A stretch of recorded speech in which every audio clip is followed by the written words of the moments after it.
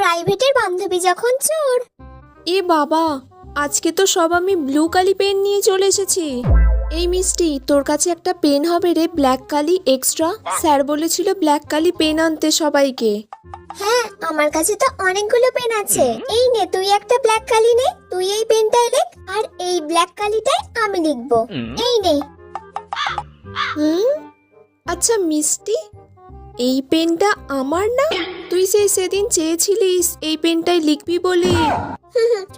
আসলে হ্যাঁ, ওই পেনটা আমি সেদিন নিয়েছিলাম, তোকে দিতে ভুলে গিয়েছি, তারপর তুইও চলে গেছিস আর আমারও মনে নেই। ও আচ্ছা আচ্ছা, দূর, পেন্সিলের মুখটা আবার ভেঙে গেল। মিষ্টি, তোর কাছে কলছোলা হবে? একটা কলছোলা দে না।